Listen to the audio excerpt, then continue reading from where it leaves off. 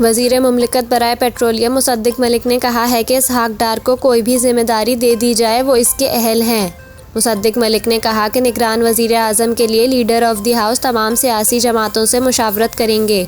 इसहाक डार मामलात बहुत अच्छे अंदाज में लेकर चले हैं। उन्होंने कहा है कि कोई भी जिम्मेदारी दी जाए वो निभाएंगे। उन्होंने कहा कि इसहाक डार को कोई भी जिम्मेदारी दे दी जाए वो इसके अहल हैं। सियासी जोड़ तोड़ पर इस वक्त कोई तबसरा नहीं कर सकता। मुसद्दिक मलिक का कहना था कि नई मरदमशुमारी पर एतराज़ात हो गए जिन्हें दूर करने में कई माह लग गए। नई मरदमशुमारी अगर नोटिफाई कर दी जाए तो इसके मुताबिक इलेक्शन में 4 से 6 माह चाहिए। हुकूमत का मौक़िफ़ है कि पुरानी मरदमशुमारी पर इलेक्शन करा लिया जाए। नई हल्का बंदियों के लिए 4 से 6 माह दरकार होंगे।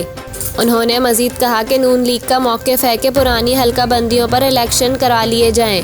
बहुत सी जमातें हमारे मौक़िफ़ की हिमायत कर रही हैं। एक सवाल के जवाब में मुसद्दिक मलिक का कहना था कि बेस रेट इसलिए नोटिफाई किया गया है ताकि फ्यूल एडजस्टमेंट के क्वार्टरली चार्जेस कम चार्ज हों।